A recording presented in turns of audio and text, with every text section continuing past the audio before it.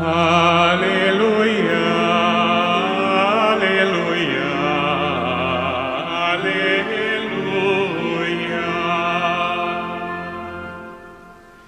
Queridos amigos que estão aqui presencialmente na paróquia da Assunção de Nossa Senhora, também saúdo você que está acompanhando através das redes sociais a transmissão dessa celebração eucarística. Quinto domingo da Páscoa. Hoje, quando nos deparamos com o Evangelho, talvez até possamos estranhar, porque estamos no tempo de maior alegria, alegria celebrada solenemente na igreja. Todos os domingos, é fato, nós celebramos a ressurreição do Senhor, mas o tempo pascal é o tempo por excelência, em que essa celebração se dá de maneira ainda mais solene.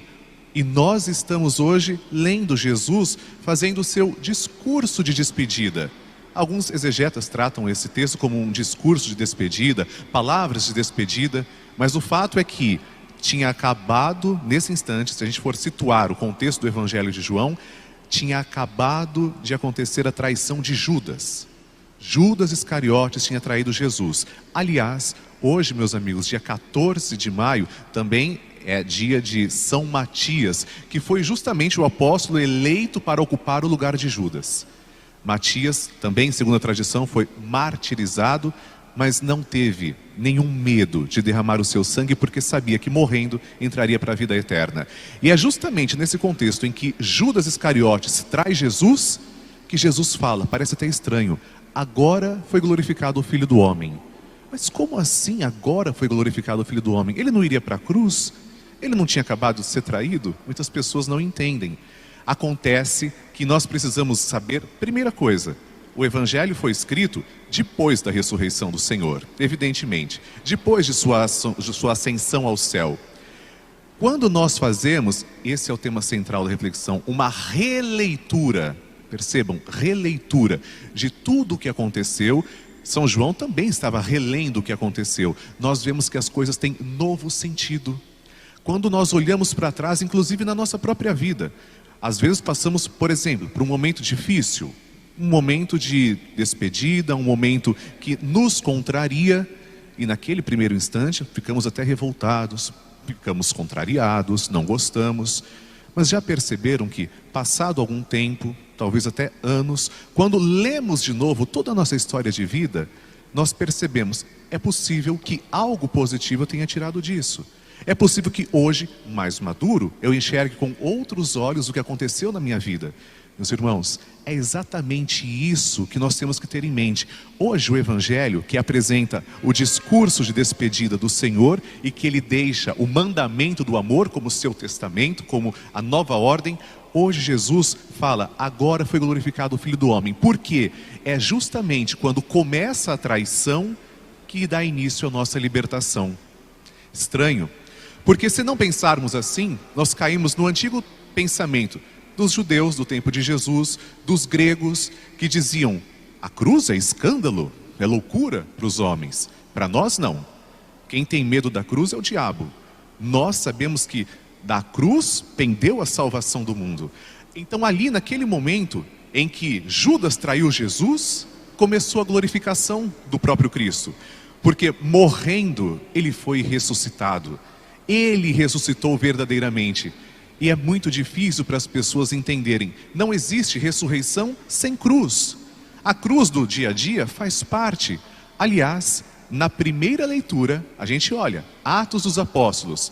Paulo e Barnabé estavam felizes. E eles disseram, precisamos sofrer, é preciso que a comunidade sofra para crescer. Meus irmãos, nós também sofremos durante a vida. E o sofrimento nem sempre, aí está o sentido da fé. O sofrer pelo sofrer não edifica, é verdade. Mas o sofrimento, quando nós entendemos que o sofrimento existe, mas para que demos um salto de qualidade, para que compreendamos as coisas, ou em outras palavras, para que tenhamos amadurecimento, esse amadurecimento faz com que nós também estejamos mais próximos ao Senhor. E quantos santos na igreja, quantos santos descobriram no sofrer? Por exemplo, o mês de maio, o mês de Santa Rita de Cássia, com as pequenas cruzes também, Santa Teresinha fala das pequenas cruzes. Quantos santos descobriram no sofrer a maior proximidade com Deus? E quando nós sofremos, somos convidados a entregar o nosso sofrimento para Jesus crucificado. Vejam, Jesus está agora, nessa releitura que nós fazemos no 5º domingo da Páscoa, lembrando o que aconteceu lá no início da sua paixão, começando com a traição de Judas. Jesus está falando que agora foi glorificado, porque ali estava começando todo o mistério da salvação a ser concluído, o que nós lembramos no tríduo pascal.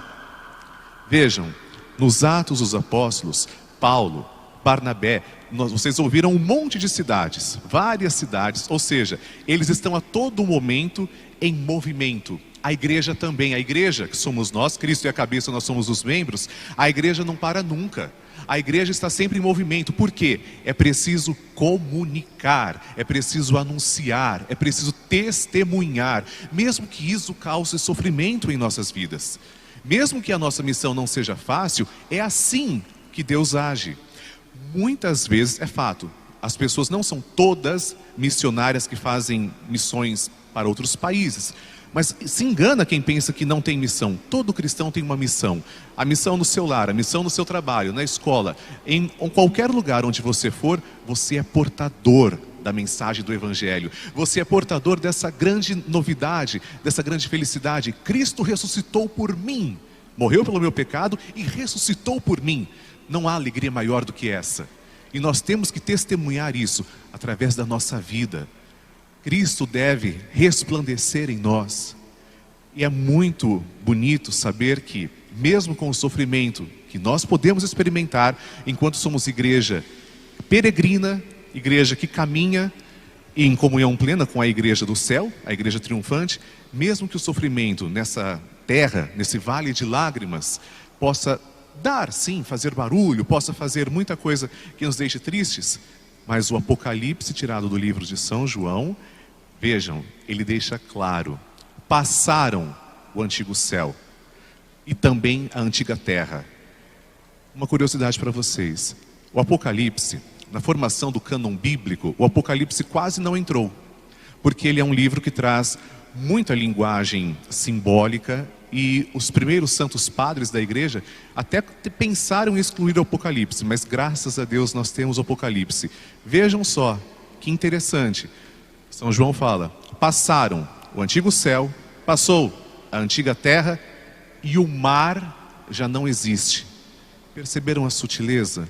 O mar já não existe. Em que contexto São João está falando? No contexto da Nova Jerusalém, da Jerusalém que é a igreja, da Jerusalém que se veste para o seu marido. O que é o mar na Bíblia? A morte.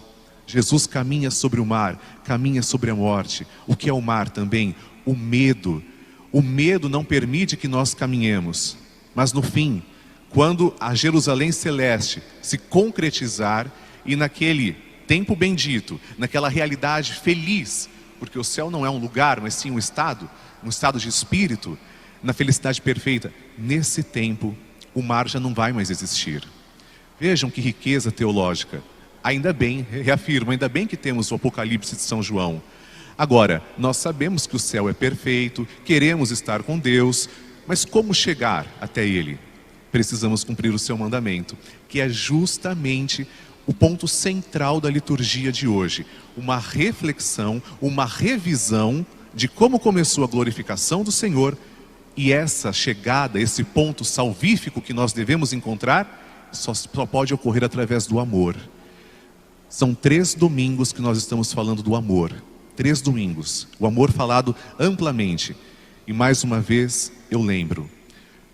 Na sua primeira encíclica, Joseph Ratzinger, o Papa Emérito Bento XVI, a encíclica Deus Caritas Est, Deus é Amor, ele nos dá a pista de reflexão principal.